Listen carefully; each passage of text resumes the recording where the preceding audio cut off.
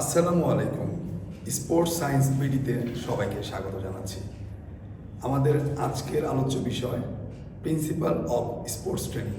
চলুন তবে দেখে নেওয়া যাক প্রিন্সিপাল অফ স্পোর্টস ট্রেনিং।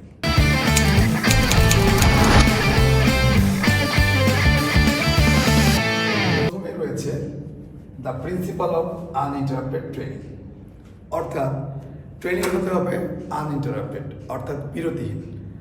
আপনি যখন প্রশিক্ষণ করাবেন, প্রশিক্ষণ চলবে দিনের পর দিন, সপ্তাহের পর সপ্তাহ, মাসের পর মাস, বছরের পর বছর। অর্থাৎ আপনি যতদিন প্রশিক্ষণ চালিয়ে যেতে চান, অর্থাৎ আপনি যতদিন আপনার স্টুডেন্টকে নিয়ে আপনার প্রশিক্ষণ পরিচালনা করতে চান, ট্রেনিং হবে বিরতিহীন। কোনো বিরতি দেওয়া যাবে না, কারণ বিরতি দিলে পারফরমেন্স থেমে যাবে অথবা পারফরমেন্স নেমে যাবে। অর্থাৎ প্রশিক্ষণ কখনো বন্ধ রাখা যাবে না যতদিন না পর্যন্ত আপনি খেলোয়াড় লাইফ শেষ হয়। Number 2, the principal of steadily increasing load. Load ধীরে ধীরে বাড়াতে হবে। খুব র্যাপিডলি যদি আপনি লোড বাড়ান, সেটা অ্যাডাপ্টেশন তৈরি করে না, সেটা মাসেল মেমোরি তৈরি করে না। অর্থাৎ আপনার মাসেল মেমোরি তৈরি করতে চাইলে, অ্যাডাপ্টেশন প্রসেসটাকে খুব ভালো করতে চাইলে, অর্থাৎ আপনার স্কিলটা দীর্ঘদিন স্থায়ী করতে চাইলে লোডটাকে ধীরে ধীরে বাড়াতে হবে। একসঙ্গে লোড বাড়ালে সেটা অ্যাডাপ্টেশন তৈরি করে, অর্থাৎ ওটা অ্যাডজাস্টমেন্ট হয়ে যায় কিন্তু বেশি ভালো হয় না। ভালো অ্যাডজাস্টমেন্টের জন্য লোডটাকে ধীরে ধীরে বাড়াতে হবে এবং নির্দিষ্ট সময় আনতে বাড়াতে হবে। Number 3, individual load. লোড হতে হবে ইন্ডিভিজুয়াল। আমরা প্রত্যেকেই আমাদের সক্ষমতা আলাদা, কেউ ছেলে, কেউ মেয়ে, কারো বয়স কম, কারো বেশি, কারো ফিজিওলজিক্যাল কন্ডিশন আলাদা, অর্থাৎ আমাদের সব কিছু আলাদা। আমাদের সব কিছু আলাদা, আমাদের লোড হবে ইন্ডিভিজুয়াল। অর্থাৎ একই লোড যদি আমরা সবার উপরে প্রয়োগ করতে চাই, কারো ওভারলোড হয়ে যাবে, কারো আন্ডারলোড হয়ে যাবে, আবার কারো অপটিমাম লোড হবে। অর্থাৎ আমরা ক্রাইটেরিয়া অনুযায়ী প্লেয়ারকে ভাগ করে তাদের লোডগুলোকে সিলেক্ট করে সেই অনুযায়ী লোড দেব। Number 4, the interval principal. খুব গুরুত্বপূর্ণ। আপনি যখন প্রশিক্ষণ পরিচালনা করবেন, আপনার প্রশিক্ষণের মাঝখানে বিরতি দিতে হবে, ইন্টারভেল। কারণ আপনি এই মুহূর্তে একটা অ্যাথলেটকে যদি 400 মিটার ট্র্যাকে আপনি 2টা চক্কর দিয়ে নিয়ে আসার পর যদি আপনি পরবর্তী টাস্কে যান, এই টাস্কের মাঝখানে তাকে একটা ইন্টারভেল দিতে হবে। কারণ আপনি যদি বিরতি না দেন, প্লেয়ারটা ওভারলোড হয়ে যাবে, অথবা সে পরবর্তী সেশনে আপনাকে 100% ইফোর্ট দিতে পারবে না, আপনার ড্রিলগুলো করতে পারবে না। সেজন্য অবশ্যই আপনাকে ইন্টারভেল দিতে হবে। কেননা ইন্টারভেল প্রশিক্ষণের একটি পার্ট। ইন্টারভেল দিলে পরবর্তী সেশনের জন্য আপনার অ্যাথলেট বা আপনার খেলোয়াড় মনোযোগী হবে এবং সে সেই অনুযায়ী কাজ করবে। Number 5, the principal of specificity. আপনার ট্রেনিংয়ে স্পেসিফিক হতে হবে। আসলে আপনি কাকে প্র্যাকটিস করাচ্ছেন? আপনি কি এন্ডুরেন্স প্লেয়ারকে করাচ্ছেন নাকি স্প্রিন্টারকে করাচ্ছেন? সেই অনুযায়ী প্র্যাকটিস। গোলকিপিংয়ের প্র্যাকটিস যদি আপনি স্ট্রাইকারকে করান, যেমন ঠিক হবে না। উইকেট কিপারের প্র্যাকটিস যদি আপনি বোলারকে করান, ঠিক হবে না। অর্থাৎ আলাদা আলাদা স্পেসিফিক। আমি যে ধরনের প্লেয়ার তৈরি করতে চাই, আমার প্লেয়ার যে ধরনের, সেই ধরনের প্র্যাকটিস করাতে হবে। গোলকিপারকে গোলকিপারের প্র্যাকটিস করাতে হবে। তাকে দিয়ে যদি আপনি ডিফেন্সিভ প্র্যাকটিস করান, কোনো লাভ হবে না। আপনি স্প্রিন্টারকে মাত্র 10 থেকে 11 সেকেন্ডে খেলে, সেই প্লেয়ারকে নিয়ে যদি আপনি 1 ঘন্টা রানিং করান, অথবা 5000 মিটার রানিং করান, অথবা 10,000 মিটার রানিং করান, তার কোনো লাভ হবে না। কারণ আমি যে ধরনের প্লেয়ারকে প্র্যাকটিস করাই, সেই খেলোয়াড়ের ধরন অনুযায়ী স্পেসিফিক প্র্যাকটিস করাতে হবে। আমি আসলে কী চাচ্ছি, তার কি স্ট্রেংথ ডেভেলপ করতে চাচ্ছি, তার স্ট্রেংথ প্র্যাকটিস করাতে হবে। যদি স্পিড ডেভেলপ করতে চাই, স্পিড প্র্যাকটিস করাতে হবে। যদি এন্ডুরেন্স চাই, এন্ডুরেন্স করাতে হবে।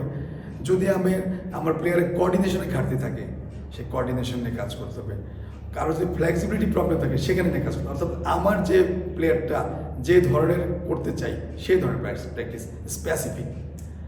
আন্দাজে কোনো প্ল্যানিং ছাড়া প্র্যাকটিস করালে ওই প্র্যাকটিস কোনোদিন আপনার জন্য সাফল্য বয়ে আনবে না। Number 6, the principal of variety. আপনার প্রশিক্ষণের মধ্যে ভ্যারিয়েশন থাকতে হবে, ভ্যারাইটি থাকতে হবে। সকালে যদি আপনি লাইট প্র্যাকটিস করান, তাহলে আপনাকে বিকালে হেভি প্র্যাকটিস করাতে হবে। আবার যদি পরিকল্পনা থাকে যে না, আমি বিকালে লাইট করাবো, তাহলে সকালে হেভি করাতে হবে। 2 বেলাতেই লাইট প্র্যাকটিস অথবা 2 বেলাতেই হেভি প্র্যাকটিস আপনার পারফরমেন্সকে ডাউন করে দেবে, আপনাকে ইনজুড করে দেবে, আপনাকে ওভারলোডিং করে দেবে। অর্থাৎ সকালে যদি হালকা প্র্যাকটিস করেন বিকালে ভারী, অথবা বিকালে যদি হালকা করতে যান সকালে ভারী প্র্যাকটিস করবেন। অর্থাৎ সমন্বয় রাখতে হবে, একটা সেশন হালকা হলে আরেকটা সেশন ভারী করতে হবে, এই ভ্যারিয়েশনটা আপনাকে ঠিক রাখতে হবে। Number 7, the principal of overload. আপনার খেলোয়াড় ওভারলোড হচ্ছে কিনা সেদিকে আপনার খেয়াল রাখতে হবে। ওভারলোড আপনার প্লেয়ারের ইনজুরি ডেকে আনবে, সুতরাং আপনাকে দিতে হবে অপটিমাম লোড। এক্ষেত্রে আমি একটা এক্সাম্পল দিই। আপনার বাসায় কেউ বেড়াতে আসলো, বাসার লোকরা প্রফেশনাল থাকেন না, তারা চা বানিয়ে চা খেতে দিল। সেক্ষেত্রে 3 জন ব্যক্তি, একজন বলতেছে চিনি, দুধ, চায়ের লিকার অ্যাকুরেট, আরেকজন বলতেছে যে একটু চিনি বেশি হয়ে গেছে, আরেকজন বলতেছে আমার চিনি একটু কম হয়ে গেছে। অর্থাৎ যার চিনি, লিকার, মিল্ক অ্যাকুরেট ছিল তার হচ্ছে অপটিমাম লোড, আর যার চিনি বেশি হয়েছে তার হচ্ছে ওভারলোড, আর যার চিনি কম তার হচ্ছে আন্ডারলোড। অর্থাৎ আমাদের প্র্যাকটিসও এরকমভাবে দিতে হবে, আমরা যেন ওভারলোড করে না ফেলি, আমাদের যেন সকল কিছু পারফেক্টলি থাকে, অপটিমাম লোডে থাকে, এদিকে খেয়াল রাখতে হবে।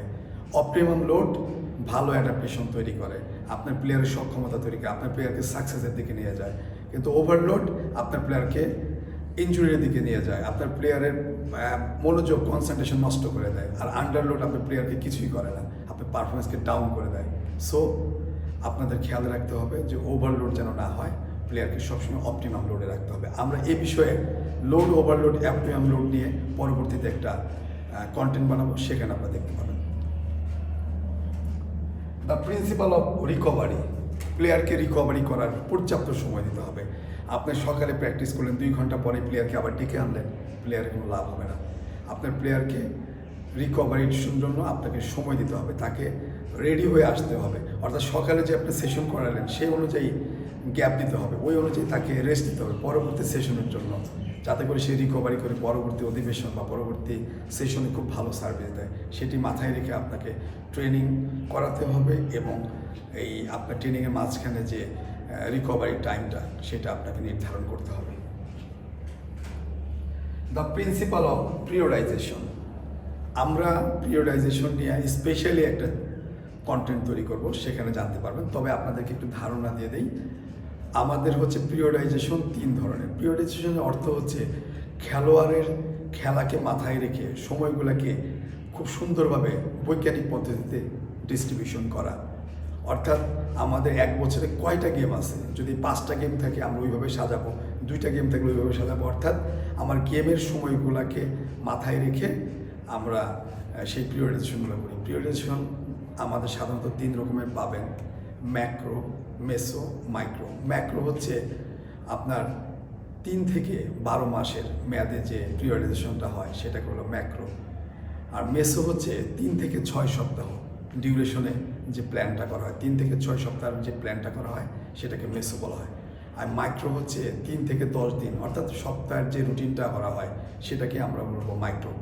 এই যে পিরিয়ডাইজেশন, এটা খেয়াল রাখতে হবে। আমাদের দেশের অধিকাংশ কোচরাই পিরিয়ডাইজেশন সম্পর্কে অতটা না, মানে জাস্ট পিরিয়ডাইজেশন সম্পর্কে ততটা সোচ্চার না। পিরিয়ডাইজেশন আপনাকে খেয়াল রাখতে হবে। পিরিয়ডাইজেশন যদি ভালো না হয় আপনি ভালো পারফরমেন্স করতে পারবেন। পিরিয়ডাইজেশন দিয়েই আপনার প্লেয়ারের পারফরমেন্সকে আপে নিয়ে যাবেন, কারণ আপনার গেম কখন সেই অনুযায়ী যেন আপনার প্লেয়ার পারফরমেন্স করতে পারে। অনেক দেশ দেখবেন যে ওয়ার্ল্ড কাপের আগে খুব ভালো তাদের ফলাফল, কিন্তু দেখা যাচ্ছে ওয়ার্ল্ড কাপের সময় আপনার প্লেয়ারগুলো ভালো রেজাল্ট করছে, কারণ কি? তার পিরিয়ডাইজেশন আগে চলে গেছে। আপনাকে মাথায় রাখতে হবে ঠিক পারফেক্ট সময় আপনাকে পিরিয়ডাইজেশন করতে হবে। The principal of motivation. প্লেয়ারকে অলওয়েজ মোটিভেট করতে হবে, মোটিভেশন দিতে হবে, তাকে তার ভবিষ্যৎ জানিয়ে দিতে হবে, তার পারফরমেন্স সম্বন্ধে জানাতে হবে, তাকে কোথায় নিতে চান, সে কোথায় পর্যন্ত যেতে পারে সেই সম্বন্ধে ধারণা দিতে হবে। কারণ মোটিভেশন ছাড়া ট্রেনিং তো টোটালি একটা কষ্টের বিষয়। একটা প্লেয়ার কেন কষ্ট করবে, একটা প্লেয়ার কেন ট্রেনিংয়ে 100% এফোর্ট দেবে, তাকে মোটিভেশন করতে হবে। যদি মোটিভেশন করতে না পারেন সে ভালোভাবে প্র্যাকটিস করবে না, হয়তো একটু ফাঁকিবাজি হবে। হ্যাঁ, এলিট প্লেয়াররা নিজে থেকেই মোটিভেশন হয়, মোটিভেটেড থাকে, সে নিজের মতো করে তাকে করে, কিন্তু সবাই তো করবে না। যেহেতু আপনি কোচ, আপনাকে মোটিভেশন দিতে হবে, মোটিভেশনের মাধ্যমে প্লেয়ারকে মাঠে ধরে রাখতে হবে। Number 11, the active participation. Player এবং কোচের মধ্যে পার্টিসিপেশন থাকতে হবে, অ্যাক্টিভ। কোনোভাবেই তাদের মধ্যে যেন বন্ধনটা নষ্ট না হয়ে যায়। আপনারা ইতিপূর্বে দেখেছেন বাংলাদেশ টিম বা অন্যান্য টিমের মধ্যে কোচের সঙ্গে প্লেয়ারদের একটা দ্বন্দ্ব থাকে এবং ওই দ্বন্দ্বের কারণে ভালো ভালো প্লেয়ার পারফরমেন্স করতে পারে না, ভালো ভালো কোচ ফেইলিওর হয়ে যায় শুধুমাত্র এই অ্যাক্টিভ পার্টিসিপেশনের কারণে। প্লেয়ার এবং কোচের মাধ্যমে একটা সম্পর্ক তৈরি করতে পারে। এটা যেন এরকম না হয়ে যায় যে কোচকে প্লেয়ার বন্ধু মনে করে, আবার এমনও না হয়ে যায় কোচকে প্লেয়ার শত্রু মনে করে। এরকম করা যাবে না।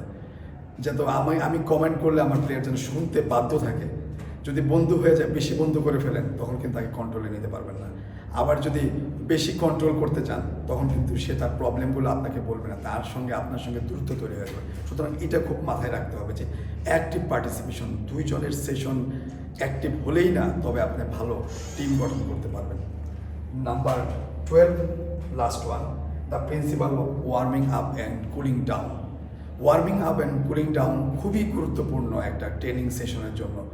কারণ আপনার প্লেয়ারকে আপনি ওয়ার্মিং আপ যতক্ষণ ধরে করবেন, কুলিং ডাউনও ততটুকু করবেন। আমাদের দেশে দেখা যায় কোচরা ওয়ার্মিং আপে যতটা সোচ্চার বা ওয়ার্মিং আপে তারা যতটুকু আগ্রহী, কুলিং ডাউনের সময় তারা অনেক সময় মিস করে ফেলে।